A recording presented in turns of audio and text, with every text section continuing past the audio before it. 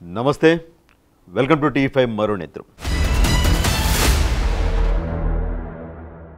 ఐబొమ్మ రవిని సపోర్ట్ చేసే వాళ్ళంతా, ఐబొమ్మ రవిని వ్యతిరేకించే వాళ్ళంతా, తెలుగు సినిమా హీరోలందరినీ అభిమానించే అభిమానులంతా ఒక్కసారి ఈ వీడియో చూడండి. మనం చూస్తుంటే ఫ్యామిలీతో థియేటర్కి వెళ్తే పాప్కార్న్ రేట్ భరించలేరు, మీరు కూడా భరించలేరు. మార్నింగ్ షో మామూలుగా 11 to 1:32. అవును, అంటే బ్రేక్ఫాస్ట్ తర్వాత. అవును. మ్యాట్ని 2 అంటే లంచ్ తర్వాత. ఫస్ట్ షో 6 స్నాక్స్ తర్వాత అంటే స్నాక్స్ తర్వాత. సెకండ్ షో 9 డిన్నర్ తర్వాత. మళ్ళీ యాడ్ నుంచి వచ్చింది ఇది popcorn. Where it come. So ఇది ఓ సినిమాకు సంబంధించిన ఈవెంట్లో నవదీప్, శివాజీ సినిమా పైన, సినిమాకి వచ్చే ప్రేక్షకులపైన, వాళ్ళు ఇంటర్వెల్లో కొనుక్కుని తినే తినుబండారాలు పాప్కార్న్ పైన వేసిన జోకు. అంటే సినిమా ప్రేక్షకులు అంటే వీళ్ళకెంత చులకన, సినిమా ప్రేక్షకుల్ని ఎంత పిచ్చోళ్ళలాగా వీళ్ళంతా చూస్తూ ఉన్నారు. చాలా వేదికలపైన పెద్ద పెద్ద హీరోలు, దర్శకులు, నిర్మాతలు, హీరోయిన్లు, నటీనటులు వీళ్ళందరూ కూడా ప్రేక్షక దేవుళ్ళు అంటారు. ఇది కేవలం ప్రేక్షకులను థియేటర్కి రప్పించడానికి మాత్రమే అర్థమవుతూ ఉంది. వీళ్ళ దృష్టిలో ప్రేక్షకులు అమాయకులు, పిచ్చోళ్ళు. ఎంత దుర్మార్గం అండి. నవదీప్, మీకు మ్యారేజ్ కాలేదనుకుంటా. మీకు మ్యారేజ్ అయితే మీ భార్య, మీకు 2 పిల్లలు ఉన్నట్టయితే వాళ్ళని తీసుకుని ఒక మల్టీప్లెక్స్కి, ఒక థియేటర్కి వెళితే మీకు అప్పుడు తెలిసి ఉండేది. అప్పుడేం చెప్తారు? థియేటర్కి వెళ్ళాక మీ పిల్లలు పాప్కార్న్ అడుగుతారు, కూల్ డ్రింక్ అడుగుతారు, సమోసా అడుగుతారు, శాండ్విచ్ అడుగుతారు. అప్పుడేం చెప్తారు? మనం మార్నింగ్ షో కదమ్మా వచ్చింది, బ్రేక్ఫాస్ట్ తినొచ్చాం కదా, మూసుకుని కూర్చోండి అంటారా? మనం మ్యాట్నీకి వచ్చాం, ఆల్రెడీ భోజనం చేసి వచ్చాం కదా, కూర్చోండి అంటారా? మనం ఫస్ట్ షోకి వచ్చాం, స్నాక్స్ తిని వచ్చాం కదా, వద్దు అంటారా? మనం సెకండ్ షోకి వచ్చాం, డిన్నర్ చేసి వచ్చాం కదా, వద్దు అంటారా? ఏం మాట్లాడుతూ ఉన్నారు? దానికి శివాజీ గారు కూడా సపోర్ట్ చేయడం ఏంటి? పాప్కార్న్తో గొడవ ఏంటి అంటమేంటి? ఇప్పుడు ఏం జరుగుతూ ఉంది? ఐబొమ్మ రవి అరెస్ట్ తర్వాత ఆయనకి మద్దతు పెరుగుతూ ఉంది. ఎస్, ఆయన తప్పు చేశాడు, నేరం చేశాడు. మళ్ళీ చెప్తా ఉన్నా, ఎందుకు అతనికి మద్దతు పెరుగుతూ ఉంది అంటే, ఇదే మల్టీప్లెక్స్లో, థియేటర్లో తినుబండాల రేట్లు, సినిమా టికెట్ల రేట్లు ఆకాశాన్ని అనడంతో కడుపు మండిన సినిమా ప్రేక్షకుడు, సినిమా లవర్ ఏం చేస్తూ ఉన్నాడు? ఇలాంటి ఐబొమ్మ లాంటి వాళ్ళని ప్రోత్సహిస్తూ ఉన్నాడు. సో ఇలాంటి టైంలో ఈ పాప్కార్న్, తినుబండారాలు, సినిమా టికెట్ల రేట్లపైన డిస్కషన్ జరుగుతూ ఉంది 2 తెలుగు రాష్ట్రాల్లో కూడా. అలాంటి టైంలో ఒక క్వశ్చన్ వేస్తే పాప్కార్న్ పైన జోకేస్తారా? నిజమేనండి. ఇప్పుడు సింగిల్ స్క్రీన్లో ఉంటుంది సినిమా టైమింగ్లు, షోలు ఇవన్నీ కూడా ఉంటాయి. కానీ ఎప్పుడు తెలియదా? మీ అమ్మగారితో మీరు ఎప్పుడు, శివాజీ గారు, నవదీప్ గారు, మీ పేరెంట్స్తో ఎప్పుడు చిన్నప్పుడు పోలేదా? మీ పేరెంట్స్ని ఎప్పుడు అడగలేదా? మార్నింగ్ షోకి, మ్యాట్నీకి, ఫస్ట్ షోకి, సెకండ్ షోకి వెళ్ళి నాకు అది కావాలి, నాకు ఇది కావాలి, ఇదిగో పక్క పిల్లాడు అద్దెంటా ఉన్నాడు, పక్క అమ్మాయి అద్దెంటా ఉంది, మీరు ఎప్పుడు అడగలేదా? ఇంత చులకన మీకు ప్రేక్షకులంటే? మీ సినిమాలను ఆదరించి మిమ్మల్ని ఇంత పెద్ద నటులు చేసి మీకు కోట్లకు కోట్లు మీరు పడగలెత్తడానికి ఆస్కారమైన ప్రేక్షకులు అంటే ఇంత చులకన. ఇది అసలు ఒరిజినల్ రూపం. ఇది సినిమా వాళ్ళ నిజస్వరూపం అర్థమవుతుంది. దీన్ని బట్టి సింగిల్ స్క్రీన్ పక్కన పెట్టండి, మల్టీప్లెక్స్లు ఏంటి? మీరేదో టైమింగ్స్ చెప్పారు కదా, first show, second show, matinee, second show అని చెప్పేసి అని. బట్ అలా ఉండదు కదా. మల్టీప్లెక్స్లో 10కే స్టార్ట్ అవుతుంది, 10, 10:30, 11:30 అర్ధరాత్రి వరకు కూడా అరగంటకి షోలు ఉంటాయండి. ఇది మర్చిపోయారేంటి మీరు? ఓన్లీ సింగిల్ స్క్రీన్ చెప్తారేంటి? మల్టీప్లెక్స్లో ఎక్కువైపోయినాయి కదా 2 తెలుగు రాష్ట్రాల్లో కూడా. ఇది పరిస్థితి. అంటే ఇంత పిచ్చోళ్ళ చూస్తారా? నిజమే, సినిమా ప్రేక్షకులు మీ మీద అభిమానం పెంచుకుని, సినిమా పైన అభిమానం పెంచుకున్న పిచ్చోళ్లే. ఎలా పిచ్చోళ్ళు అంటే, పుష్ప 2 సినిమా ప్రీమియర్ షోలు వేస్తే సంధ్యా థియేటర్లో హైదరాబాద్లో 30,000 జీతగాడైన ఒక వ్యక్తి తన పిల్లల కోసం, కుటుంబం కోసం 4,800 రూపాయలు ఖర్చు పెట్టి సినిమాకి వెళ్ళాడు. తొక్కిసలాట జరిగింది. ఆయన భార్య రేవతి చనిపోయింది. ఆయన కుమారుడు శ్రీతేజ్ ఇప్పటికీ జీవోత్సవంలా పడున్నాడు. నిజమే, పిచ్చోళ్లే. మీరు ప్రేక్షకుల మీద జోకులు వేస్తూ ఉన్నారు కదా. తమ అభిమాన సినిమా, అభిమాన నటుడు, హీరో సినిమా రిలీజ్ అయితే డబ్బులు వసూలు చేయడం, ఇంట్లో డబ్బులు తీసుకురావడం, జీవితంలో డబ్బులు వేసేయడం, బ్యానర్లు కట్టాలి, పాలాభిషేకాలు చేసేయాలి, కోళ్ళు కోసేయాలి, ఏటపోతులు కోసేయాలి, సినిమా బాగాలేకపోతే 4-5 సార్లు మనమే సినిమా చూడాలి, సినిమా కలెక్షన్లు పెంచాలి. ఇలాంటి పిచ్చోళ్ళు ఉన్నంతకాలం మీరు అలా పిచ్చోళ్ళని చూస్తారండి. అమాయకులు కదా, చేస్తూ ఉంటారు. సో మీ దృష్టిలో సినిమా వాళ్ళంటే ఇంత చులకన అన్నమాట. ఈ హీరోలు వేదిక పైన మాట్లాడేదంతా కూడా అబద్ధం అన్నమాట. దీన్ని బట్టి అర్థమవుతూ ఉంది.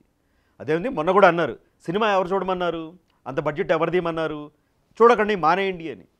సినిమాని ఏమైపోయిందంటే, సినిమా ఒక వ్యసనంలాగా అయిపోయింది.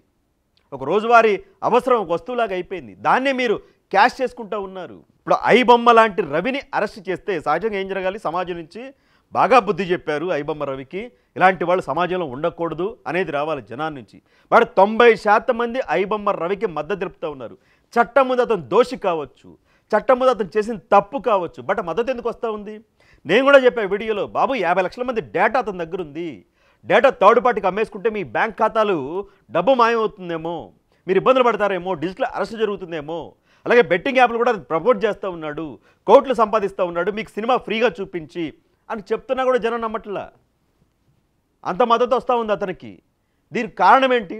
నేరం చేసిన ఒక వ్యక్తికి ఇంత మద్దతు, సంపూర్ణ మద్దతు ఎలా వస్తూ ఉంది అంటే ఇలాగే మొత్తం ఓటీటీ సినిమా వాళ్ళు, సినిమా హాళ్ళు, మల్టీప్లెక్స్ల వాళ్ళు, దాంట్లో క్యాంటీన్ల వాళ్ళు మొత్తం కుమ్మక్కైపోయారు. పెద్ద మాఫియా నడుస్తూ ఉంది.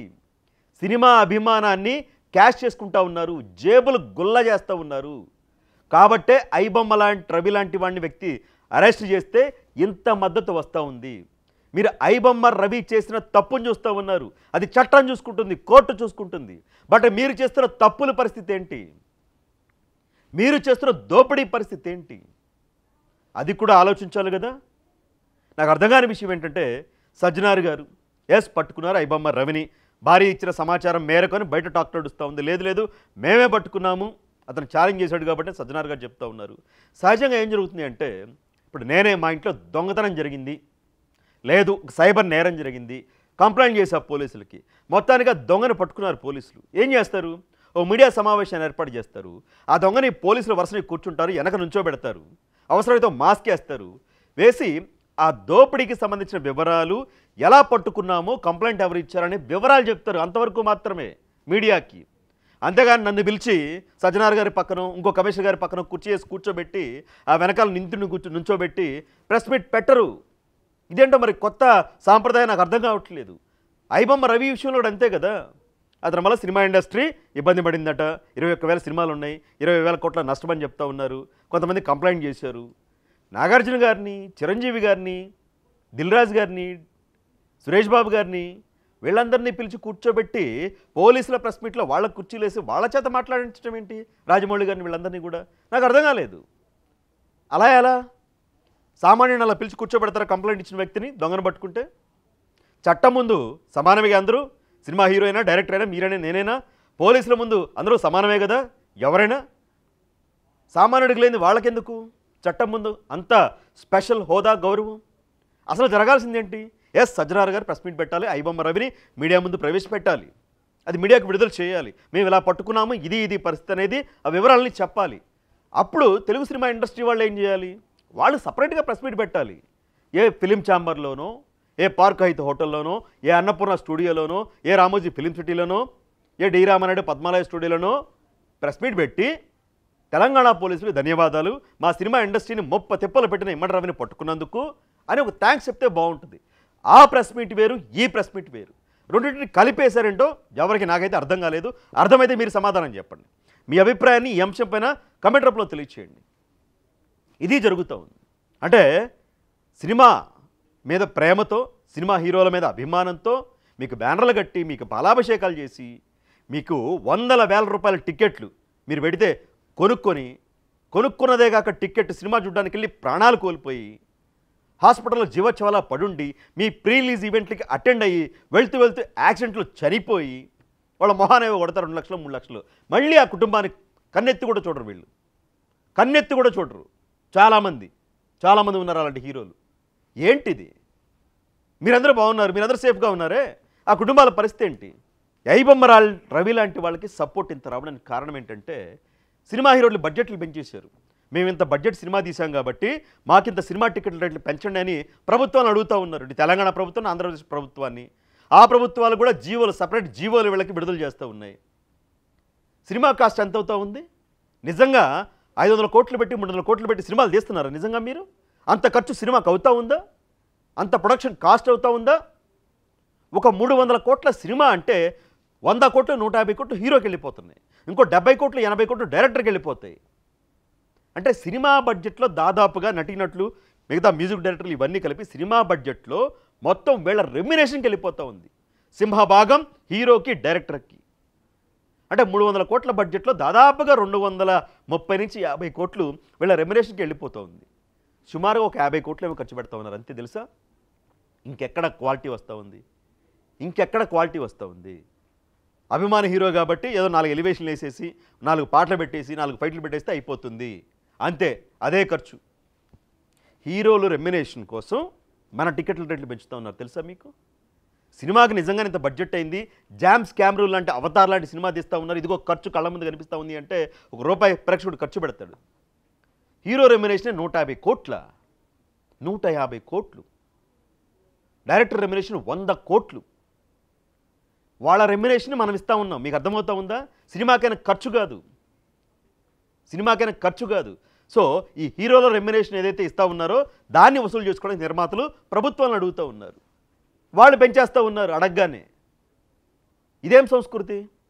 1200 టిక్కెట్టా, 800 టిక్కెట్టా, ఆ తర్వాత ఒక వారం రోజుల పాటు టికెట్ల రేట్లు పెంచుకోవడానికి అనుమతి, 10 రోజుల పాటు టికెట్ల రేట్లు పెంచుకోవడానికి అనుమతి. ఏంటి సంస్కృతి సాంప్రదాయాలు. నేను మళ్ళీ చెప్తా ఉన్నా, నిర్మాతకి నష్టం జరగకూడదు, సినిమా తీసిన నిర్మాతకి. అలాగే సామాన్య సినిమా ప్రేక్షకుడికి కూడా టికెట్ ధర అందుబాటులో ఉండాలి. అందుబాటులో ఉండాలంటే మీరు 10 రూపాయలకి 15 రూపాయలకి అమ్మమని కాదు, ఒక నిర్ణీత ధరను నిర్ణయించాలి. అరే తెలుగు సినిమాలకి పెంచేస్తారు. కూలీ రజనీకాంత్ గారి తమిళ్ సినిమా, అరే ఆ సినిమా వచ్చినా సరే అనువాద డబ్బింగ్ సినిమా, దానికి టికెట్ రేట్లు పెంచుతారు. వార్ 2 సినిమా, అది జూనియర్ ఎన్టీఆర్ గారు నటించినప్పటికీ కూడా అది బాలీవుడ్ సినిమా, ఆ సినిమాకి టికెట్ రేట్లు పెంచేస్తారు. ఏంటిది. ఇతర భాషల అంటే మన తెలుగు సినిమాలకు టికెట్ల రేట్ల భారం మన నెత్తి మీద ప్రేక్షకుల మీద వేస్తూ ఉన్నారు. బాలీవుడ్ సినిమాలు, కోలీవుడ్ సినిమాలు, బాలీవుడ్ వీటికి కూడానా. అంటే తెలుగు సినిమా ప్రేక్షకుడు అంటే మీకు అంత చులకనైపోయారా అందరికీ కూడా, సినిమా ఇండస్ట్రీకి, ప్రభుత్వాలకి. పుష్ప 2 సంబంధించి తొక్కిసలాట జరిగినప్పుడు రేవంత్ రెడ్డి గారు చాలా ఫైర్ అయ్యారు ఆ అంశం మీద. ముఖ్యమంత్రి గారు ఇక మీదట బెనిఫిట్ షోలు ఉండవు, టిక్కెట్ల రేట్ల పెంపు ఉండదు అన్నారు. నిజంగానే చాలామంది హర్షించారు, అభినందించారు కూడా. బట్ ఇప్పుడు మళ్ళీ యథావిధి అయిపోయింది. ఆ బెనిఫిట్ షోలు, ప్రీమియర్ షోలు ఏవేవి వేసుకుంటూ ఉన్నారు. టికెట్ల రేట్ల పెంపుకు కూడా అనుమతులు కూడా ఇస్తూ ఉన్నారు. అటొచ్చి వచ్చి సినిమా ప్రేక్షకుడే పిచ్చోడు, సినిమా ప్రేక్షకుడే అమాయకుడు. ఇలా టికెట్ల రేట్లు పెంచేయడాలు దోపిడీ, తినుబండారాలు దోపిడీ, ఓటీటీ అంటే ఓటీటీ డీలు, నిర్మాతలు సినిమాలు వీటి డీల్ చేసుకుంటూ ఉన్నారు కొన్ని, అవి కూడా దోపిడీ. మొత్తం ఒకటైపోయారు, పెద్ద మాఫియా నడుస్తూ ఉంది. వీళ్ళు వచ్చి నీతులు, కబుర్లు, వ్యవహారాలు ఇవన్నీ కూడా చెప్తా ఉన్నారు. ఎస్ సినిమా అంటే గౌరవం ఉంది, సినిమా నటీనటులు అంటే గౌరవం ఉంది. కష్టపడి వాళ్ళు కూడా కొంతమంది స్థాయికి వచ్చారు అంటే ఒక సినిమా ప్రేక్షకుడు నుంచి ఒక సినిమా హీరో స్థాయికి మీరు ఎదిగారు. మరి సినిమా ప్రేక్షకుడు బాధ అర్థం కాదా మీకు. ఒక 20,000 30,000 శాలరీ ఉన్నవాడికి పాప కుటుంబాన్ని సినిమా తీసుకెళ్ళిన వాడికి కూడా ఉంటుంది కదా. ఆ స్థాయిలో అందుబాటులో ఉన్నాయా సినిమా టికెట్ల ధరలు, తినుబండారాల ధరలు. పాప్కార్న్ ఎవరు తినమన్నాడు అంటే వీళ్ళు చెప్తారు, శివాజీ అను నవదీప్ ఎవరు తినమన్నారు. మీరు ఎప్పుడు ఫ్యామిలీ వెళ్ళలేదు అనుకుంటా, వెళ్తే తెలుస్తుంది. పిల్లల్ని తీసుకెళ్తాం సరే సినిమాకు టికెట్ రేట్లు పెట్టుకుని, పక్కన ఎవరో కుటుంబం వస్తారు, ఒక పిల్లవాడో ఆడపిల్ల చిన్నపిల్లో తింటూ ఉంటారు ఏదో ఒకటి. మన పిల్లలు వాళ్ళ వైపు బాగా చూస్తూ ఉంటారు, చిన్నపిల్ల కదా పాపం వాళ్ళకి తెలియదు. అలా వదిలేస్తామా. కొనుక్కొస్తాం కదా, కష్టమైనా సరే అప్పు చేసినా సరే. అంత చులకన మీకు సినిమా ప్రేక్షకులంటే, అంత చులకన. పైగా ఈ మల్టీప్లెక్స్లో ఏం జరుగుతూ ఉంది అంటే ఆ ఇంటర్వెల్లో బయటకు వచ్చాక గుమగుమలు సువాసనలు రావాలి. పాప్కార్న్ల పైన కొన్ని స్ప్రేలు జల్లుతూ ఉన్నారు, అవి కూడా ఆరోపణలు వస్తూ ఉన్నాయి. ఆ సమోసాలు, వ్యవహారాలు వీటిపైన స్మెల్ ఆకర్షించడానికి, దాని వాసన చూస్తేనే తినాలనిపించేలాగా ఉండాలి, కొనుక్కోవాలనిపించేలా ఉండాలి, పిల్లలకు మరింత ఆకర్షణగా ఉండాలి. ఇది కూడా నడుస్తూ ఉంది మాఫియా. గుల్ల చేస్తూ ఉన్నారు. కేవలం సినిమా మీద, తెలుగు సినిమా ప్రేక్షకుడికి అభిమానం ఏదైతే ఉంటుందో దాన్ని క్యాష్ చేసుకుంటూ ఉన్నారు. పైకి బాధితులు నటిస్తూ ఉన్నారు. పైరసీ ఏమన్నా కొత్తగా ఉందా ఇప్పుడు ఐబొమ్మ రవికి? చిన్నప్పటి నుంచి చూస్తూనే ఉన్నాం. మొదట్లో పైరసీ క్యాసెట్లు వచ్చాయి, ఆ వీసీఆర్లో వచ్చాయి, వాటిలో పెట్టేవాళ్ళు క్యాసెట్లు, ఇంత ఉండే క్యాసెట్లు. అప్పటి నుంచే ఉంది పైరసీ. ఆ తర్వాత సీడీలు వచ్చినాయి, అప్పుడు ఉంది పైరసీ. ఆ తర్వాత డీవీడీలు వచ్చినాయి, అప్పుడు ఉంది పైరసీ. ఆ తర్వాత పెన్ డ్రైవ్లు వచ్చినాయి, అప్పుడు ఉంది పైరసీ. ఇప్పుడు మొబైల్ ఫోన్లోకి వచ్చేసినాయి. పైరసీ ఎప్పటి నుంచో ఉంది. ఏ సినిమాలు హిట్లు కాలేదా, కలెక్షన్లు కొట్టలేదా? సినిమా హిట్ టాక్ వస్తే ఏ పైరసీ కూడా ఆపలేదు. సినిమా హిట్ టాక్ వస్తే ఏ పైరసీ కూడా ఆపలేదు. ఫ్లాప్ టాక్ వస్తే ఎవ్వరు ఏమీ చేయలేరు, ఆ సినిమాని బతికించలేరు, దీంట్లో డౌటే లేదు. సినిమాకి రెగ్యులర్గా వెళ్ళేవాడు సినిమా ఆ డాల్బీలోనో అట్మాస్లోనో కోరుకుంటాడు ఆ క్వాలిటీని. సో ముందు క్వాలిటీ ఉన్న సినిమాలు తీయండి, మంచి సినిమాలు తీయండి. మొన్న ప్రెస్ మీట్లో కూడా చూసా, అట్టర్ ఫ్లాప్ అయిన సినిమాలు కూడా వాళ్ళ పేర్లు చెప్తా ఉన్నారు, ఈ సినిమాలు పైరసీ వల్ల చచ్చిపోయినాయి అని చెప్పేసి. అసలు ఆ సినిమా రిలీజ్ అయిన మొదటి రోజు చచ్చిపోయింది, ఫ్లాప్ టాక్ వచ్చి, అట్టర్ ఫ్లాప్ టాక్లు వచ్చి కొన్ని సినిమాలు.